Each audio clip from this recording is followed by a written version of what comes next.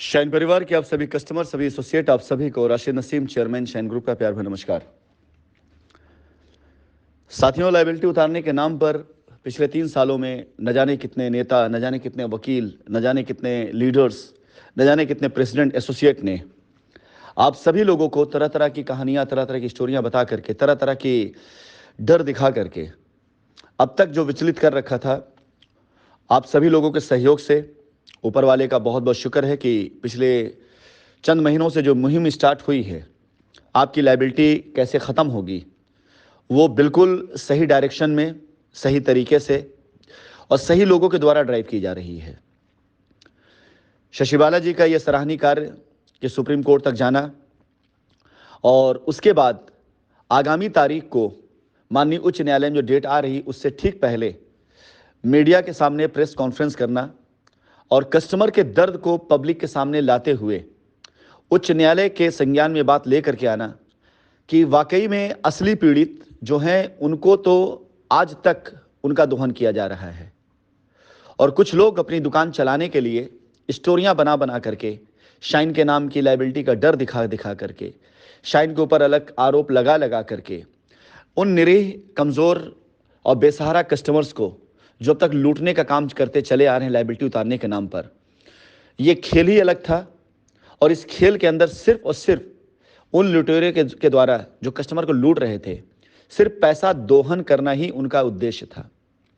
ऐसी कई स्टोरियां, ऐसे कई साक्ष्य जो कि अब जब से हम लोग इसमें लगे हुए हैं सामने आने शुरू हो गए हैं कस्टमर से बात होते हुए। जिस दिन माननीय उच्च न्यायालय में या सर्वोच्च न्यायालय के संज्ञान में ऐसे सभी पीड़ितों की गवाही आनी शुरू होगी कि किस प्रकार से लोगों ने उकसा उकसा कर एफआईआर कराई। मैं आपको ये जानकारी देना चाहूँगा कि कानून में ये अपने आप में एक बड़ा अपराध है कि यदि आप किसी भी मामले में जहाँ समझौता हो सकता है वहाँ पर अगर निज स्वार्थ यानी खुद के अपने हित के लिए आप किसी को उकसा करके एफआईआर कराते हैं, अपने आप में एक क्राइम होता है। तो किस प्रकार से कुछ लोगों ने, चाहे वो एसोसिएट हों, चाहे प्रेसिडेंट हों, चाहे वकील हों, चाहे कुछ नेता टाइप के लोग हों, जिन्होंने अपने स्वार्थ के कारण, अपनी फीस, अपने चंदे के कारण कस्टमर को उकसाया, उकसा कर एफआईआर कराया, जिनके ऊपर एफआईआर कराई गई, फिर उसके बाद उनके साथ मिल करके सौदेबाजी की गई, उनसे भी पैसा लिया गया उनकी जमानत कराने के लिए, उनको प्रोटेक्शन देने के लिए। ऐसी गवाहियां जब माननीय उच्च न्यायालय के सामने आएगी तो आप ये मान के चलिएगा कि हालात वो नहीं रह जाएंगे। आपकी लायबिलिटी उतरने का रास्ता तो बहुत क्लियर होता चला जा रहा है, लेकिन साथ ही साथ मैं आपको कुछ चीज़ें बताना चाहूँगा ताकि ऐसे लोग ऐसे कृत्यों से बचे रहें, क्योंकि अब मामला जांच के बाद इस रिजल्ट पर आएगा, साक्ष्यों पर आएगा कि जांच में अगर कुछ नहीं निकला है तो ये आरोप क्यों लगाए गए थे। ऐसे 50 कस्टमर आज की तारीख में गवाही देने के लिए तैयार हैं उच्च न्यायालय के अंदर आ करके, जो ये बताने के लिए तैयार हैं कि उनको अपनी लायबिलिटी का उतना डर नहीं था जितना डर दिखाया गया। उन्हें उकसाया गया, उनसे बोला गया कंपनी भाग गई है, आप जाइए एफआईआर करा दीजिए। जिन लोगों के अकाउंट में पैसे गए उन लोगों को बाकायदा उन लोगों ने एक संगठन बना करके कस्टमर को भड़काया कि जाइए एफआईआर करिए, कंपनी भाग चुकी है। कहीं कब्जा देने के नाम पर लोगों को भड़काया गया कि अपनी ज़मीन पे कब्जा ले लीजिए, जहां मिलना वहां ले लीजिए, इतना पैसा लगेगा अन्यथा कंपनी भाग गई है। न जाने कितने लोगों ने इसका फ़ायदा उठाया है। आज हमारी सबसे बड़ी शक्ति हमारे कस्टमर हैं। पहले भी हमारी शक्ति हमारे कस्टमर थे और आज कस्टमर की शक्ति कंपनी है। कंपनी के पास आपका पैसा है, कंपनी के पास आपकी ज़मीन है, कंपनी तैयार है देने के लिए। आपका पैसा, आपकी ज़मीन आप तैयार हैं लेने के लिए। बस इतनी सी बात थी, इतनी सी बात 3 साल पहले भी पूरी की जा सकती थी और बार बार करने की कोशिश की गई, लेकिन कंपनी को बदनाम करके, कंपनी को भगोड़ा घोषित करके, कंपनी के खिलाफ एफआईआर करा करके लोगों ने अपनी दुकानें चलाई हैं। जितना पैसा कंपनी के ऊपर निकलेगा नहीं, उससे ज़्यादा पैसा लोगों ने इस बीच में कंपनी का लूटा है। लेकिन अब वो दिन चले गए हैं। यकीन जानिए, पिछले 3-4 माह से जब से मुहिम चलनी शुरू हुई है, तब से इस मुहिम को बहुत सही तरीके से, सही दिशा में ले जाया जा रहा है। आप सभी को बताना चाहेंगे, उच्च न्यायालय के अंदर अब तक जो भी कार्रवाइयाँ चली, उसमें अब तक कंपनी को कहीं मौका नहीं मिला था अपनी बात कहने का। कंपनी बार बार अपीयर हो तो रही थी, लेकिन कंपनी के ऊपर हर बार एक नया आरोप लगा करके, जांच एजेंसियों को डांट पड़वा करके, माननीय उच्च न्यायालय की निगरानी में ये बात ले आना कि कंपनी भाग चुकी है, बार बार कोशिश की गई। लेकिन फिलहाल आप सभी कस्टमर के सहयोग से, आप सभी कस्टमर के खड़े होने से यह स्थापित हुआ उच्च न्यायालय के अंदर भी कि कंपनी के साथ जितने अब तक आरोप लगाए कंपनी के ऊपर, ये सारे सही नहीं हुए, मामला कुछ और है। और यकीन जानिए, जिस दिन ये मामला कोर्ट के अंदर ये साबित हो जाता है कि मामला कुछ और है, तो मामला क्या था, इस मामले की पड़ताल होगी। इस मामले में संलिप्त जितने लोग हैं वो सारे के सारे लोग इस जांच के दायरे में आएंगे ज़रूर, और जांच हम लोग करवाएंगे भी, छोड़ेंगे नहीं किसी को। हमारे संज्ञान में इस बीच ये भी आया है कि हमारी ही कंपनी से पोषित कुछ लोग जो पहले कंपनी के पटल पे काम किया करते थे, आज की तारीख में कंपनी के विरोध में इसलिए खड़े हुए क्योंकि उनको लगा कि हम विरोध में खड़े होंगे तो विरोध में ज़्यादा पैसा है। हमारे लैंड मैनेजर के पास जाना, हमारे प्रेसिडेंट के पास जाना, उनको ये कहना कि आप हमारे साथ मिल करके आइए, हम आपको बचा लेंगे, कंपनी लौट के नहीं आने वाली है। दुनिया भर कहानियाँ, बहुत सी चीज़ें ऐसे रिकॉर्ड के तौर पर भी मेरे पास आई हैं जिन्हें अभी मैं प्रसारित नहीं करना चाहूँगा। लेकिन जिस दिन माननीय उच्च न्यायालय के अंदर ये सारी की सारी बातें खुलकर सामने आने लगेगी कि कंपनी का दोष नहीं था, कंपनी को दोषी लोगों ने बनाया, उसके बाद मैं ज़रूर इसको प्रचारित करूँगा। फिलहाल आप सभी कस्टमर से मेरा अनुरोध है, जो लोग वाकई में सच में पीड़ित हैं, जिनको सच में परेशानियां हैं, सभी को परेशानियां हैं, लेकिन जिन लोगों को सच में इस बात की परेशानी है कि वो अपना इलाज नहीं करा पा रहे हैं पैसों की कमी की वजह से, अपने बच्चों की शादी नहीं करा पा रहे हैं पैसों की कमी की वजह से, अपने बच्चों की पढ़ाई नहीं करा पा रहे हैं पैसों की कमी की वजह से, अपने जीवन यापन नहीं कर पा रहे हैं पैसों की कमी की वजह से, जो पैसा उन्होंने शाइन में दिया उसकी वजह से, मेरा सच में आपसे अनुरोध है कि अगर पहुंच सकते हैं तो पहुंचें।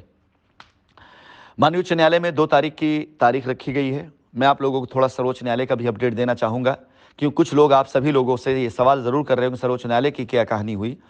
तो सर्वोच्च न्यायालय में जा कर के आप कस्टमर्स ने वहाँ पर जो भी अपनी तरफ से बयान दिया है, हलफनामा दिया है,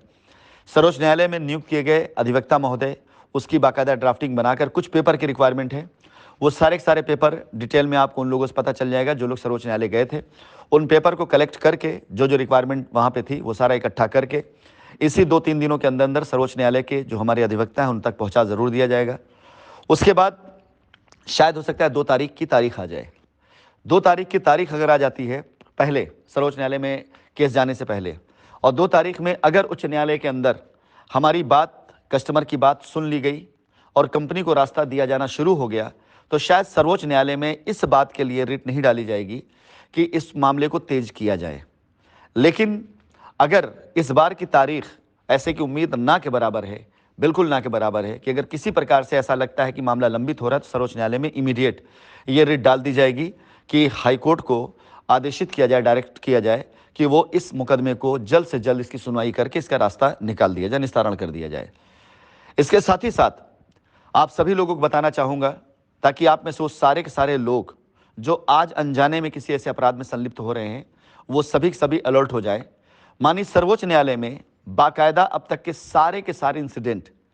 और सारे साक्ष्यों के साथ हम ये बात डालने जा रहे हैं कि किस प्रकार से उच्च न्यायालय को भ्रमित कराया गया है फर्जी बातों से, फर्जी चीज़ों से, फर्जी हलफनामों से, फर्जी दस्तावेजों से, फर्जी आरोपों से। और हम ये मांग करने जा रहे हैं कि उन सारी की सारी FIR की, उन सारे के सारे रिट की जांच करा दी जाए जो कंपनी को रोकने के लिए, कंपनी को ब्लैकमेल करने के लिए, कंपनी से धन दोहन कराने के लिए, कंपनी कस्टमर को लूटने के लिए डाली गई। आप सभी लोगों को मैं बताना चाहूँगा कि सर्वोच्च न्यायालय में कई बार इस बात पर बहस हो चुकी है, अलग अलग मसलों पे, अलग मुद्दों पर, कि उत्तर प्रदेश के अंदर, क्योंकि नोएडा और बाकी कई जिलों में जहाँ पे हाउसिंग सोसाइटी चलती है, बिल्डरों से वसूली करने के लिए, बिल्डरों के खिलाफ किस प्रकार से कस्टमर को इकट्ठा करके ऐसी PIL डाली जाती है जहां पर कस्टमर का कतई कोई हित नहीं होता, लेकिन कस्टमर से पैसा लेकर के, बिल्डरों से पैसा लेकर के बहुत से लोग अपना हित करते हैं। और ऐसे कई केस माननीय सर्वोच्च न्यायालय में आ चुके हैं। सर्वोच्च न्यायालय से कई बार इस बारे में आदेश पारित हो चुका है कि किसी प्रकार की ऐसी रिट या ऐसी चीज़ें जहां पर साजिश दिखाई दे रही हो, जहां पर ब्लैकमेलिंग दिखाई दे रही हो, इसको किसी प्रकार से एंटरटेन नहीं किया जाए। और अगर ऐसा हुआ है तो इस पूरे मामले में मैं Rashid Naseem, chairman shine group, अपने सभी कस्टमर एसोसिएट से वादा करता हूं कि इस पूरे मामले का एक बाकायदा, एक पूरी केस फाइल बना करके सर्वोच्च न्यायालय के पटल पर रखने की जिम्मेदारी लेता हूं कि किस प्रकार से शुरू दिन से लेकर अब तक न जाने कितने